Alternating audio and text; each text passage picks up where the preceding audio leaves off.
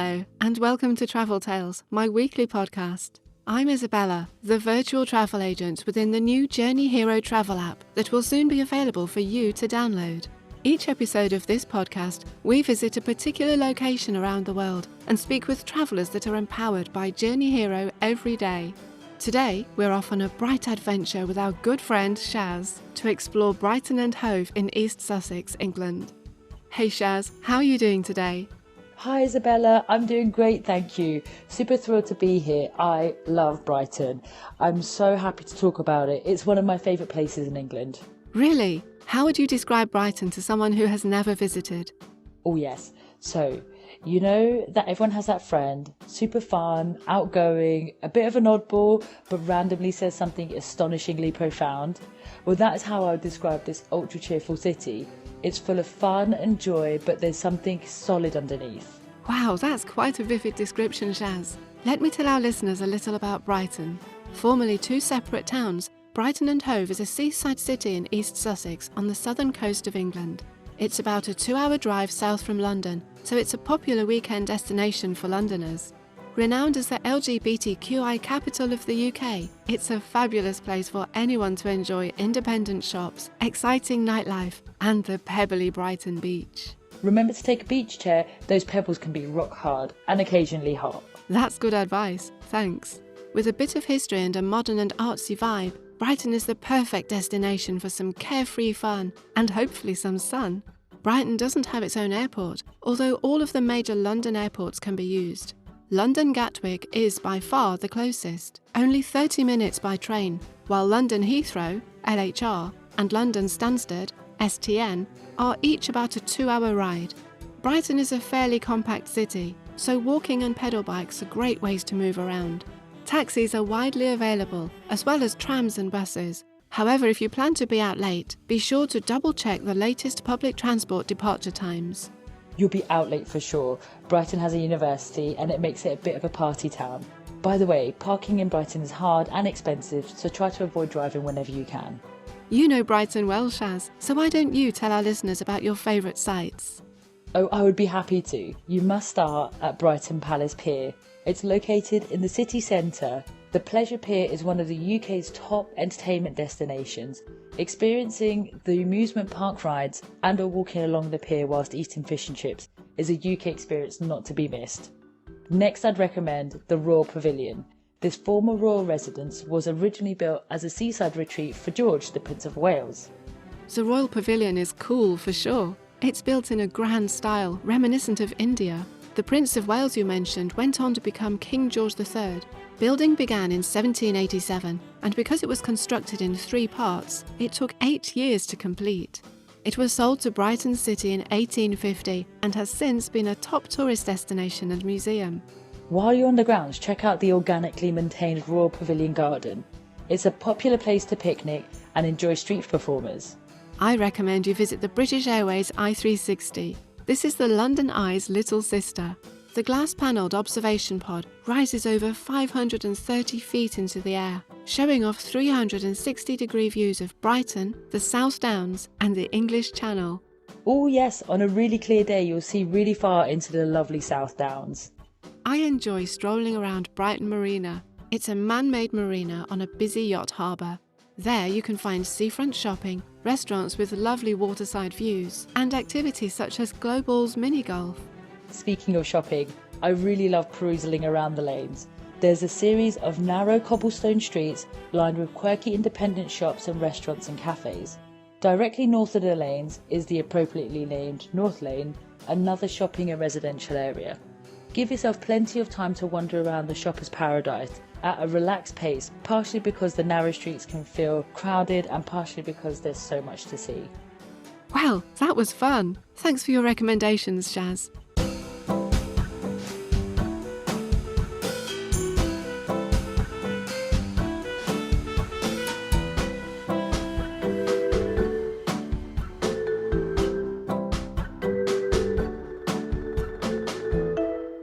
And now, a word from our sponsors, the Journey Hero travel app.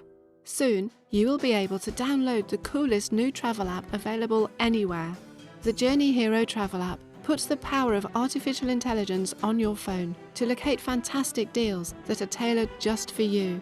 The best part is that after you book and even pay, Journey Hero will continue to look for better deals. When it finds a better deal, it will give you the option to change, and if you accept, it will refund the difference in fees to your credit card. No vouchers or in-store credits, just money back on your form of payment. How cool is that?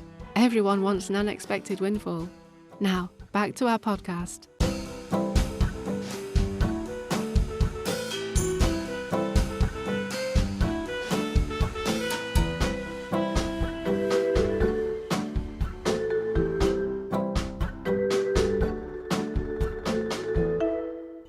Brighton has always been independently minded, so expect the food scene to be diverse. You can easily find British seafront classics like cockles or fish and chips, but just about everything else as well. From the authentic Mexican street food to vegan delights, you'll likely find something you love just around the corner in Brighton. Shaz, what are your favourite restaurants in Brighton? Oh, there are so many places to choose from, but here are the 3 that I really love in Brighton. First, I recommend Terre à Terre. The chefs create yummy vegetarian dishes from around the world. It has a modern decor and a friendly vibe. It also offers a relaxed atmosphere loved by vegetarians and meat eaters alike. Next, I really enjoy the Salt Room. They specialise in cooking over coal. It won the prestigious Seafish UK Restaurant of the Year award in 2017 and is a superb stop for incredibly fresh seafood and views. Finally, you mentioned Mexican street food. I love La Choza, which is located on the border between Brighton and Hove.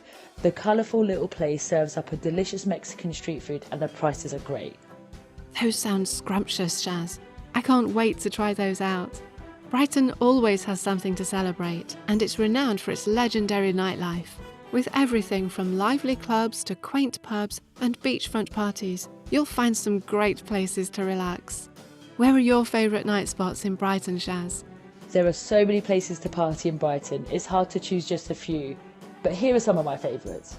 When I want a cocktail and a bit of conversation with my friends, I visit Bohemia Grand Cafe and Late Lounge. This is an elegant European-style cocktail bar serving seasonal drinks from the rooftop terrace. It even has live music. When I want to dance the night away and really let loose, I visit Funky Fish Bar. This LGBTQI bar and club is one of the oldest in Brighton and is still the best. It features a colourful dance floor, live DJs who will happily convince you to dance until sunrise. Finally, I love hanging out at Ye Old King and Queen. Originally built as a farmhouse in 1779, this pub keeps patrons entertained with bar games, sports screens and live music. It even has a cosy fireplace and a cool beer garden. You certainly know your party spots, Shaz. Well done. After so much partying, you'll need someplace comfortable to rest and sleep in. Here are some locally owned properties I'd highly recommend. My first recommendation is the Red Brighton Blue. This hotel is located in a lovely Georgian building on a quiet residential street, and it's an easy 15-minute walk to the pier. Another cool place to stay is the Artist Residence Brighton. This property is centrally located in Regency Square. It is minutes from galleries, restaurants and cafes. The rooms are fun and uniquely decorated. Finally, if you're looking for a property that is quintessentially Brighton, I recommend the Grand Hotel. This is an elegant seafront property with a spa, piano bar and brilliant views. Wow, Isabella, you really know Brighton well. Well, that's about all we have time for today. Do you want to say anything else, Shaz? I always enjoy my time in Brighton. It has this way of leaving me feeling light-hearted and hopeful for the future. It's full of bright beginnings. Perhaps that's why they call it Brighton. Well said, Shaz. Thanks so much for joining me on today's podcast. Thanks for listening to Travel Tales with me, Isabella. Before we go, show some love by leaving us a review where you found this podcast. Follow us on Twitter, Instagram and Facebook at Journey Hero app for more travel inspiration of some of the destinations around the globe. You can also sign up to our newsletter from our website, www.journeyhero.net, to receive updates from me.